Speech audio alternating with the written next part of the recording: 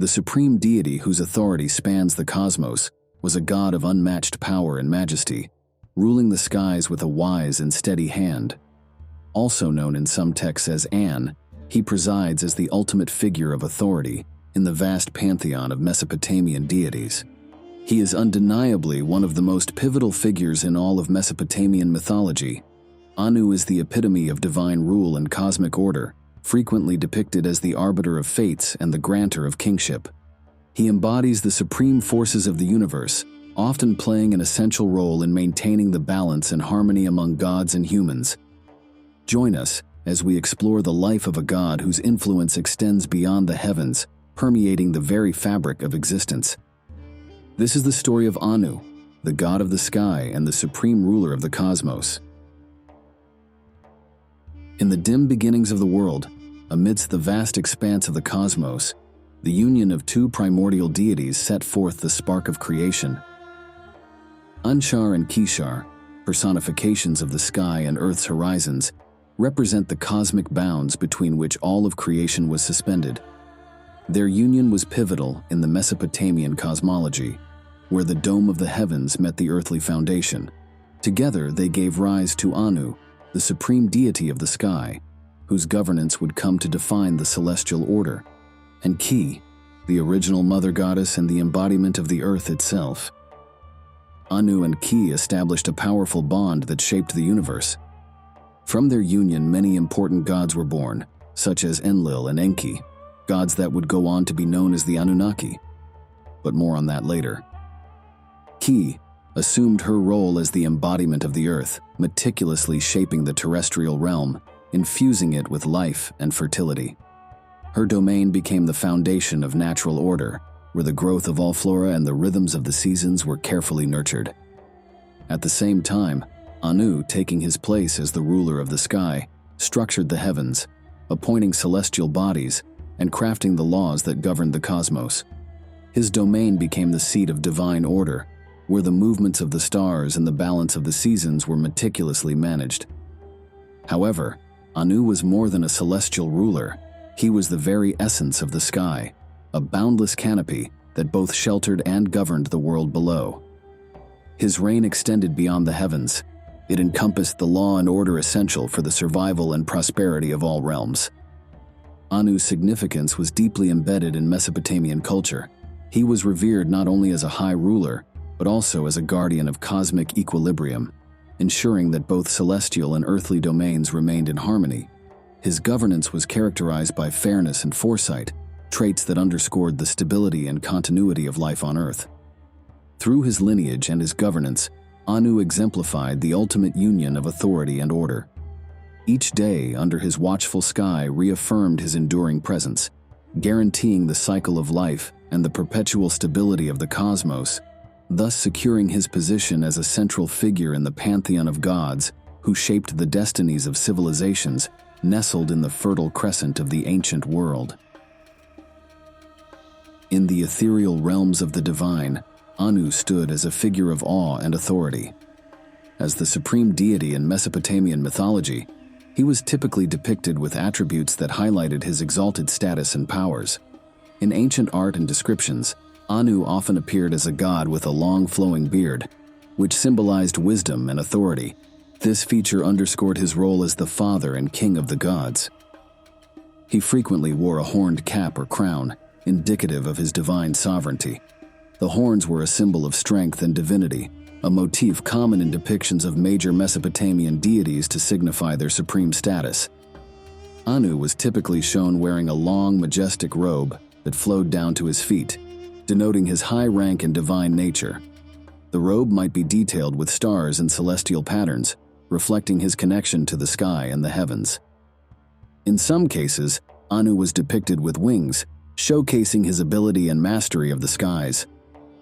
Unlike other gods associated with earthly or watery realms, Anu would often be surrounded by a depiction of the sky or set against a backdrop of the heavens, emphasizing his domain over the uppermost reaches of the universe.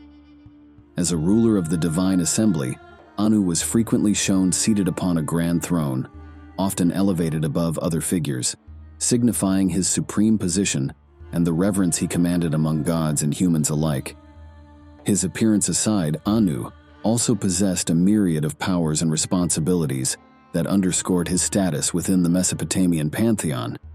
His duties were crucial for maintaining the order of the universe and overseeing the affairs of both gods and humans.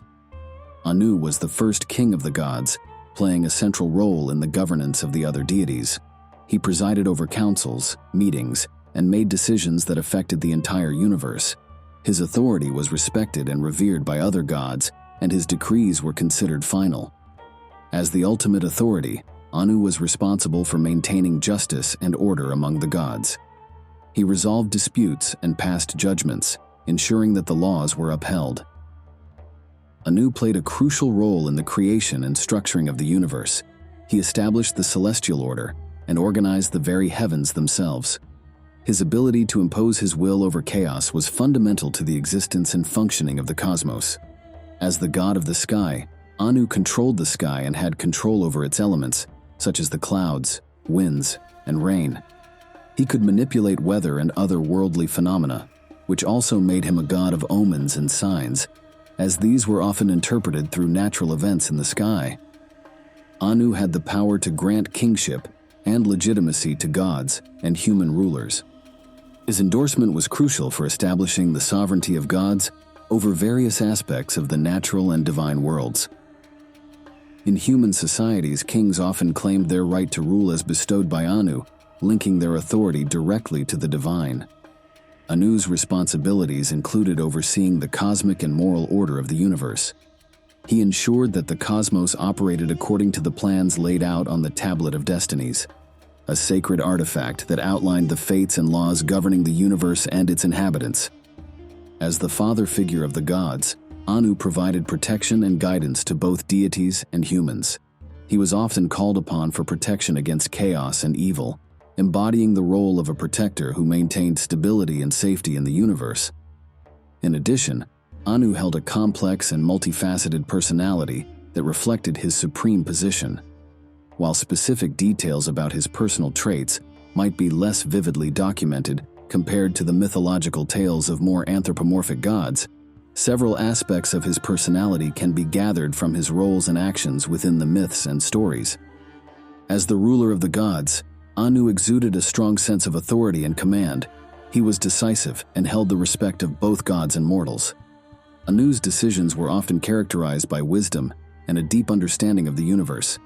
He was foresighted, capable of seeing the broader implications of divine actions, which made him a skilled arbitrator and a wise judge in disputes among gods and humans. Central to Anu's personality was his commitment to justice. He was often portrayed as a fair and balanced deity, impartial and not easily swayed by emotions or personal biases. His role as a judge was taken very seriously, and he endeavored to maintain harmony and order by applying justice evenly. Despite his powerful presence, Anu was somewhat remote, often detached from the everyday affairs of the other gods and humans. This distance can be seen as part of his role as the overarching sky god, where his broad perspective on the cosmos necessitated a level of detachment from more immediate concerns. Anu also had a protective side, especially regarding the overarching order of the universe, as well as the divine assembly. He was seen as a guardian of stability, stepping in to protect the gods and the world from chaos and destruction. While being a deity of high authority and wisdom, Anu was not without emotions. His decisions, although based on wisdom and justice, could also reflect the struggles and challenges of his high position.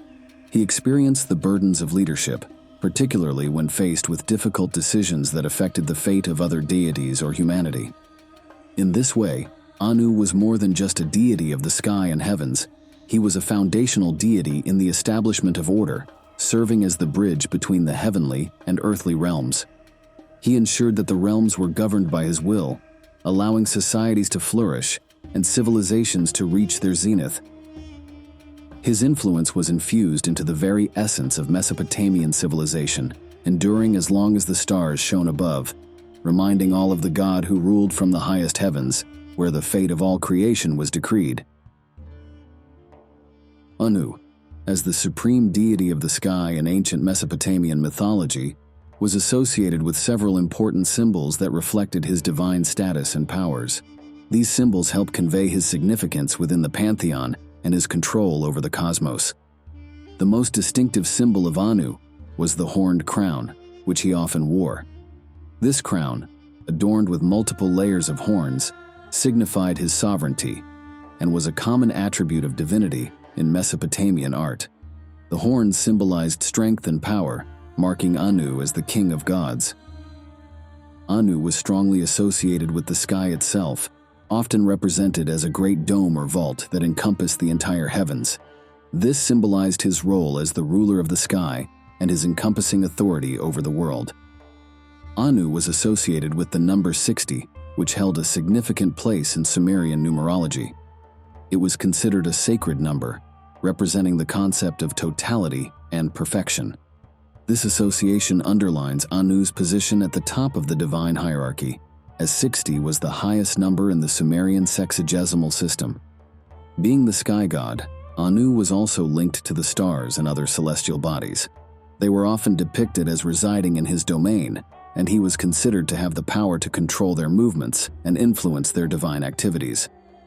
As the king of the gods, Anu was frequently depicted seated on a majestic throne, emphasizing his status and authority. The throne served as a symbol of his rule over the cosmos and his role in presiding over the assembly of the gods. Though more commonly associated with other gods, such as Marduk or Enlil, Anu was sometimes linked to the Tablet of Destinies, a mythological artifact that granted the god holding it the power to determine the fate of all things. Anu's connection to this tablet emphasized his authority to decree the laws and fates within the universe. These symbols, whether represented in art, myth, or the ritual practices of the time, highlight Anu's vast powers and his pivotal role in maintaining order and sovereignty in the heavens and on earth in ancient Mesopotamian belief systems. Anu's family connections reflect the complex relationships and roles that shape Mesopotamian mythology. As the son of Anshar, the sky horizon, and Kishar, the earth horizon, Anu is deeply embedded in the fundamental forces that mold the universe. His lineage endows him with supreme authority over the cosmos and the structured order of the heavens. Anshar, as Anu's father, not only imparts the vast expanse of the sky, but also embodies the overarching dominion over the celestial realms.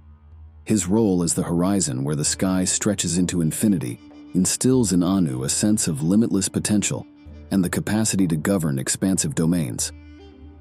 Anshar's governance of the higher cosmos symbolizes the ultimate order and the orchestrated progression of time and space, elements that Anu leverages to maintain harmony in the celestial hierarchy. This celestial heritage allows Anu to uphold cosmic laws and ensure balance among the various forces within the universe. Kishar, representing the Earth's horizon, is essential to understanding Anu's intrinsic nature. As the goddess who marks the boundary of the terrestrial world, she provides a foundational life force from which the structured order of the Earth emerges. Kishar's influence makes Anu a primary architect of cosmic structure, linking him directly to the genesis of the universe's framework. Her role as the horizon that meets Anshar's sky embodies the confluence of earth and heaven, imbuing Anu with the capabilities of creation and regulation. This deep connection to the origins of cosmic order underscores Anu's role as the ruler of the divine realm and a mediator of celestial and terrestrial interactions. But it was not only his parents, but also his many consorts that helped shape the world as we know it. Antu, as a consort of Anu, plays a pivotal role in myths concerning the governance of the cosmos and the maintenance of order. Her domain over the celestial expanse naturally complements Anu's sky, making their union a metaphor for the overarching framework of the universe. Their collaboration marked the creation and structuring of the stars, planets, and constellations, showcases a dynamic interplay between the heavenly realm and cosmic order, essential for maintaining the universe's balance. This partnership not only highlights their mutual dependencies, but also reflects the ancient Mesopotamians' understanding of the cosmos as an interconnected system requiring balanced stewardship. Ki, emphasizing the theme of earthly foundation, brings a dimension of grounding that extends into the divine lineage, particularly through their children, Enlil and Enki. Her role in supporting Anu in the governance of the natural and divine realms illustrates the transfer of authority and control across generations. Ki's influence is seen in the roles of Enlil and Enki, signifying the continuity of leadership and the preservation of order within the Mesopotamian context. Namu, representing the primordial waters, complements Anu's celestial attributes by embodying the source of all creation. As the goddess of the sea and creation, her partnership with Anu in the myths often involves the genesis of the gods in the world, underlining the elemental beginnings from which cosmic life springs. This relationship highlights the depth of Anu's connection to the origins of existence, further anchoring his role as a creator and sustainer in the fabric of Mesopotamian theology. In addition to his consorts, Anu had numerous offspring, each holding significant roles within Mesopotamian mythology. Here are some of the most well-documented ones. Enlil, one of Anu's most influential sons, holds a position of great authority within Sumerian and Mesopotamian mythology. Known as the god of air and the lord of the storm, Enlil's domain extends over the very essence of life, the breath and the wind. His authority is not limited to mere atmospheric phenomena. Enlil is integral to the structure and order of the universe. His powers include the ability to bless lands with fertility through rain and to cleanse with his storms, acting as both creator and destroyer when necessary. Enlil's significance in Mesopotamian religion is highlighted in his role within the Sumerian creation myths, where he is often depicted as the executor of divine plans, tasked with implementing the will of the assembly of gods, which often aligns with Anu's vision for order. As the guardian of the Tablet of Destinies, which confers upon him the ability to determine the fate of all, Enlil embodies the concept of divine right and structured governance.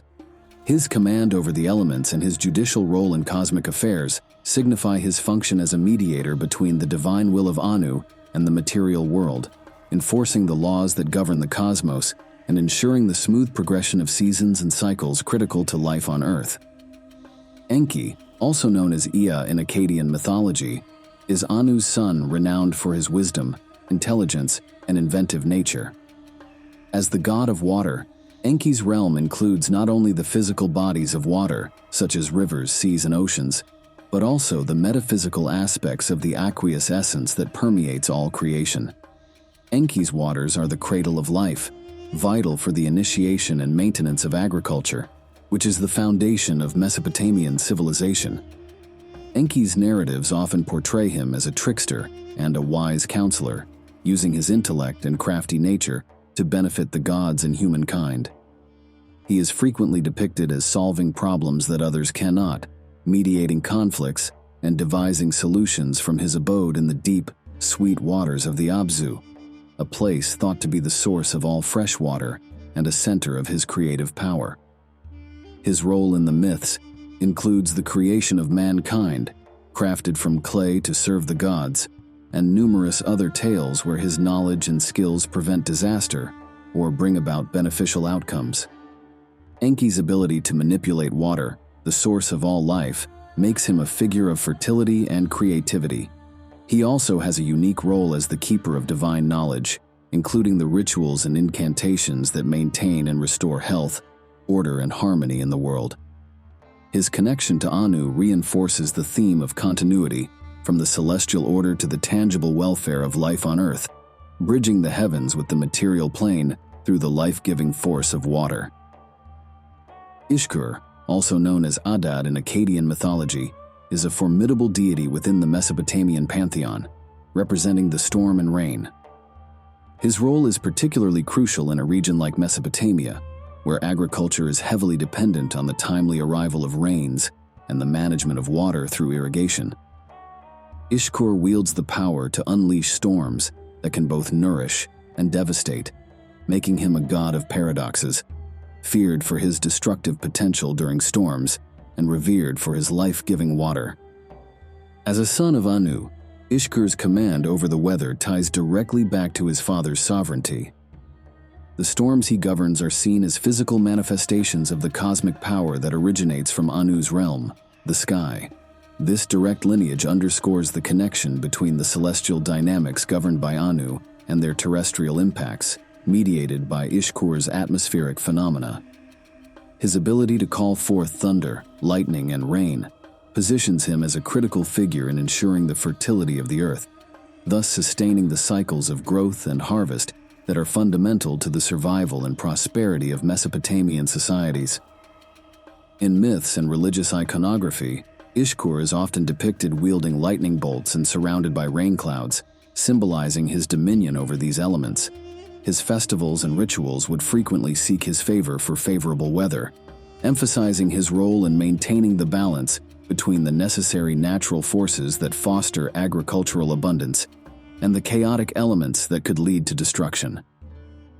Ninkarak, a goddess of healing in Mesopotamian mythology, reflects the softer, nurturing side of Anu's divine legacy.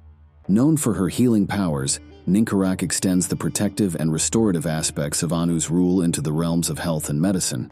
She is venerated not just as a healer of physical ailments, but also as a protector against diseases and a guardian of health, embodying the concept of divine protection over life's vulnerabilities. Her role as a healer also connects her to the broader themes of regeneration and renewal, qualities that align with the life-sustaining powers handed down by Anu. Ninkarak's influence is crucial in a world where illness can mean the difference between the prosperity and collapse of communities. Her cult likely involved rituals and prayers for healing, which would have been integral to the public and private lives of her devotees, emphasizing communal welfare and individual care.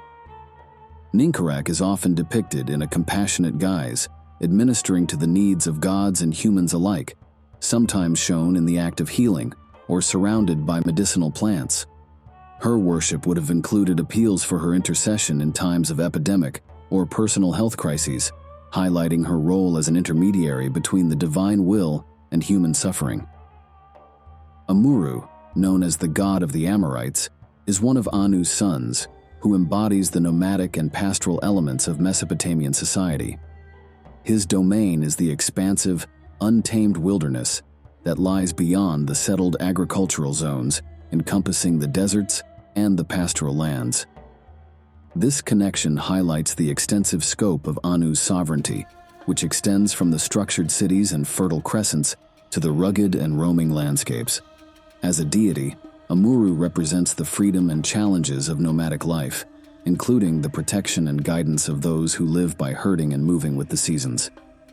His worship would have been particularly significant among the Amorites, who valued the attributes of independence and resilience, qualities necessary for survival in harsh, unyielding environments. Amuru's influence also encompasses the protection of these communities from external threats and the blessings of fertility for their livestock, which are central to their livelihood.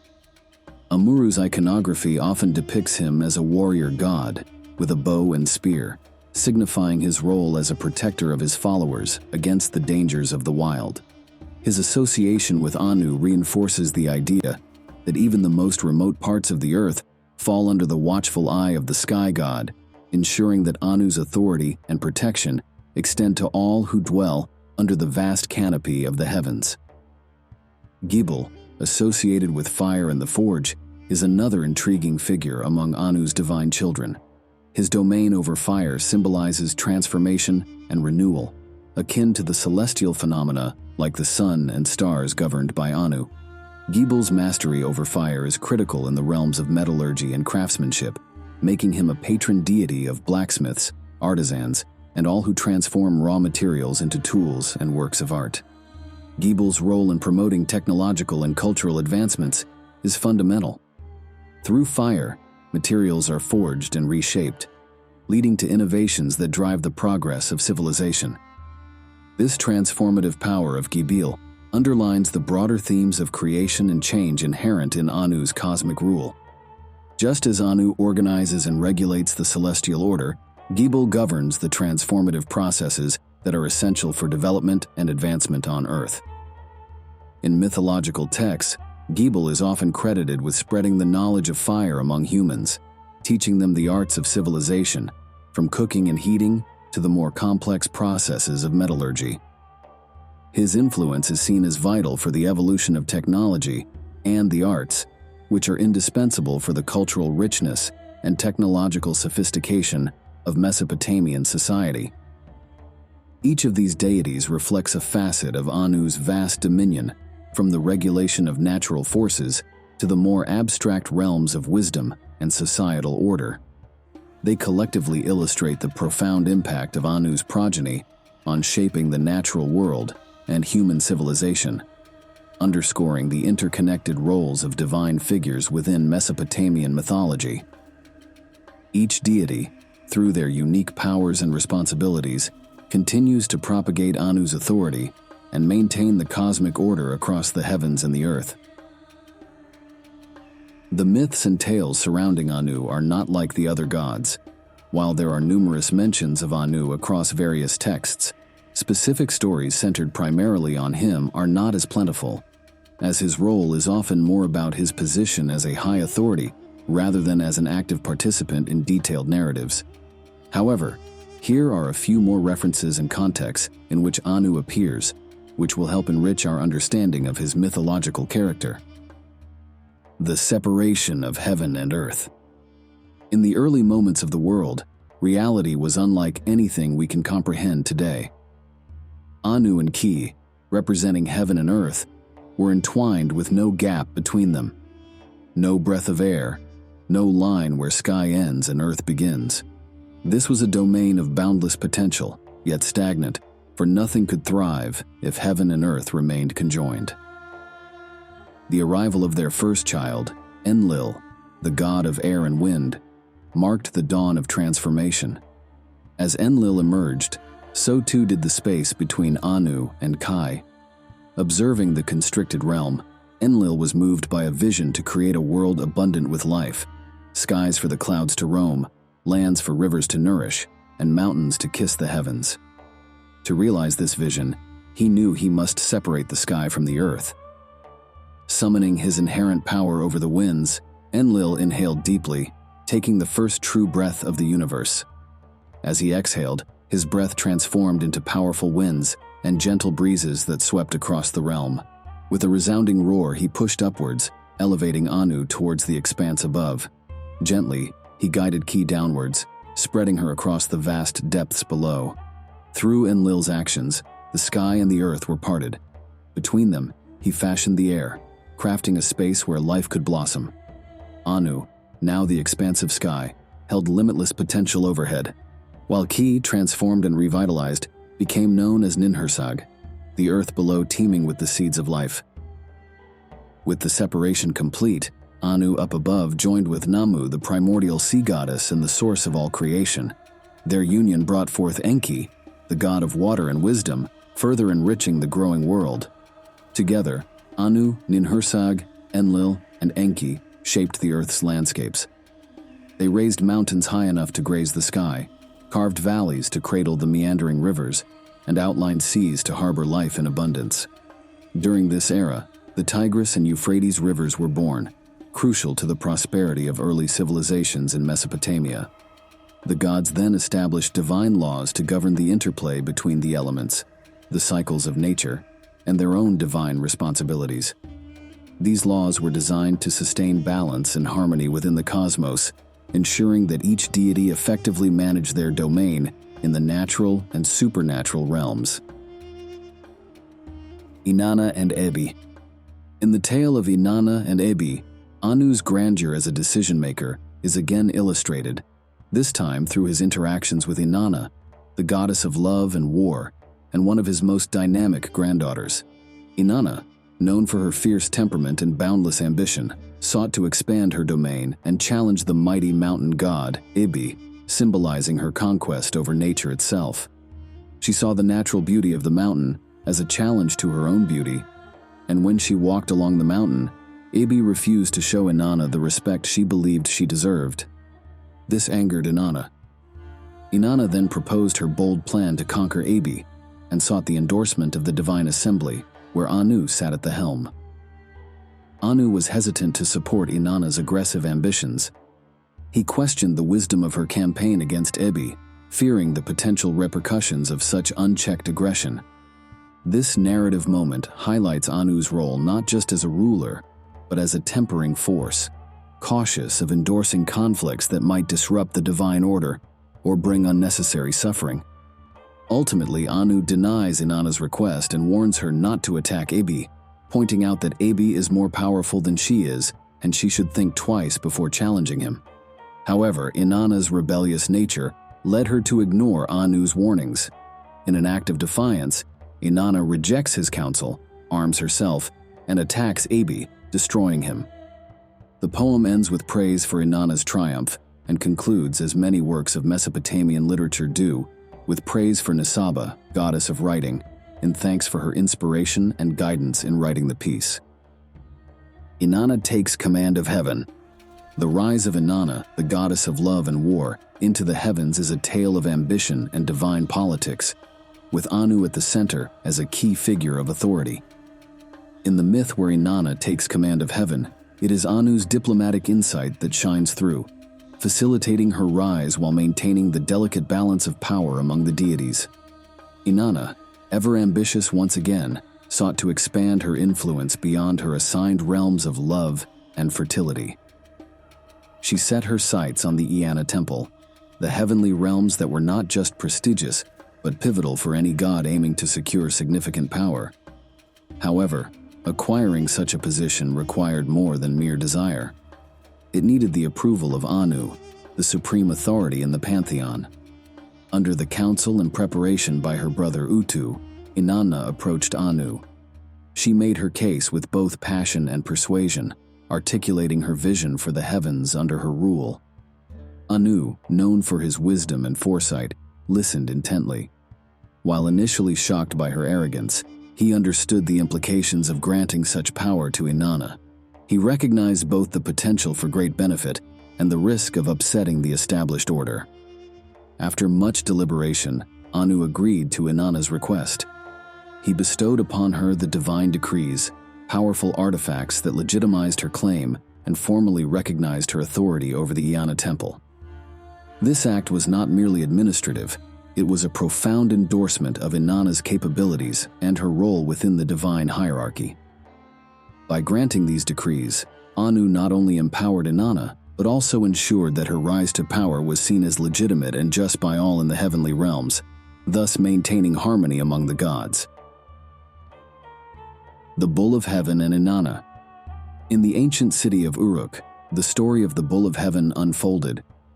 It was a story that not only highlights Anu's divine authority, but also his deep-seated responsibilities towards both heavenly and earthly realms.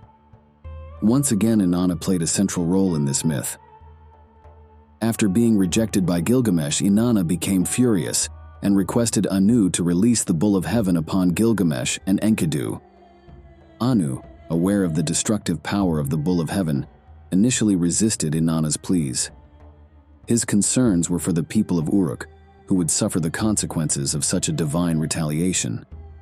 However, Inanna's insistence on defending her honor, and by extension the honor of the gods, forced Anu to reconsider.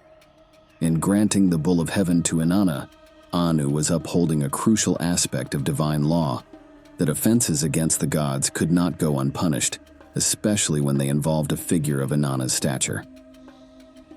The release of the Bull of Heaven led to devastating effects on Earth as it ravaged the land of Uruk, causing drought and despair among its people.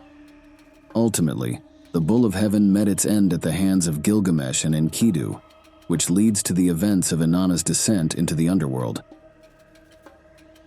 The Adapa Myth. The Adapa Myth offers a contrasting perspective on Anu's character, showcasing him as a deity capable of mercy and wisdom. Adapa, a sage granted immense wisdom by the god Enki, inadvertently breaks the wing of the south wind, halting its breezes and causing stillness across the land. Summoned to account for his actions before Anu, Adapa's fate hangs in the balance. Upon reaching the heavenly realm, Adapa, dressed in mourning attire as advised by Enki, appears before Anu. His humble appearance and the sorrow for his actions evoke Anu's compassion rather than his wrath. Intrigued by Adapa's wisdom and moved by his humility, Anu confronts him not with anger, but with an offer of immortality, a gift reserved for the gods. However, due to Enki's cunning advice, Adapa declines the food and drink of eternal life, fearing they were tricks that would lead to his demise. Anu's response, one of regret and admiration, highlights his fair and judicious nature. He recognizes Adapa's wisdom and sincerity, and although he cannot reverse the missed opportunity for immortality, he sends Adapa back to Earth with his blessings, thus preserving his life and wisdom. The Hurrian myth Kumarbi cycle. The Hurrian myth of Kumarbi, part of a cycle known for its rich narrative and deep symbolism, showcases Anu in a dramatic and intense light. Kumarbi, the son of Anu, challenges his father's authority in a bid to take over the throne of heaven, a tale echoing the themes of power struggle and succession that are prevalent in many ancient mythologies. Anu's confrontation with Kumarbi is violent and chaotic. During their struggle, Kumarbi manages to displace Anu, signifying a literal and metaphorical fall from grace for the sky god. In a desperate act, Kumarbi bites off and swallows Anu's genitals, an act that leads to the birth of several gods, including Teshub, the storm god. This bizarre and violent act signifies the transfer of power and the continuation of the divine lineage through unexpected means. Anu's dethronement does not merely represent a loss, it also symbolizes the cyclic nature of rule and the inevitability of change within the divine order. In this narrative, Anu's role transitions from an active ruler to a figure whose legacy is carried forward through succession, illustrating the complexities of divine politics and the natural cycles of leadership and evolution. This story is shockingly similar to that of Zeus, overpowering Cronus from Greek mythology. Anu's worship was marked by grandeur and solemnity, reflective of his status as the king of the gods. His temples, especially prominent in Uruk and Asur, were not just buildings of worship, but were considered gateways between the divine and earthly realms. These sacred spaces were architectural marvels, adorned with reliefs and inscriptions that told of Anu's greatness and the myths of the heavens. Throughout the year, various festivals and rituals celebrated Anu's power and benevolence. One of the most significant was the New Year festival, during which the Enuma Elish was recited to reaffirm the god's roles in the cosmic order. During these festivals, processions, sacrifices, and communal prayers were conducted, drawing participants from across the region. These events were not only religious observances, but also social gatherings that reinforced the community's bonds under the watchful eyes of Anu. Offerings to Anu typically included incense, food, and libations, meant to please the god and invoke his favor. Priests played a crucial role in these rituals, acting as intermediaries between Anu and his worshippers. They would recite hymns and prayers, perform ceremonial cleansings, and offer prophetic insights believed to be bestowed by Anu himself. Prayers to Anu often sought his guidance for kings and rulers, asking for his blessing in governance and military ventures, reflecting his role as a god of authority and kingship. For the common people, prayers to Anu were requests for personal protection and blessings for their families and crops, showing his perceived influence over all areas of life. Through these rituals and prayers, Anu's presence was a constant in the lives of the ancient Mesopotamians, symbolizing a celestial order and stability that they sought to mirror in their earthly existence. His worship was both a reflection of his divine authority and a testament to the people's enduring faith in the gods who walk the heavens. Anu's legacy in Mesopotamian mythology is vast and enduring, mirroring the eternal sky and heaven that he ruled. His influence extended beyond the confines of mythology into the realms of governance, law, and cosmology, making him one of the most revered and significant deities of ancient Mesopotamia. As the stars continue to burn bright in the night sky, so too does the story of Anu, a tale of divine power, cosmic order, and the eternal dance of gods and men.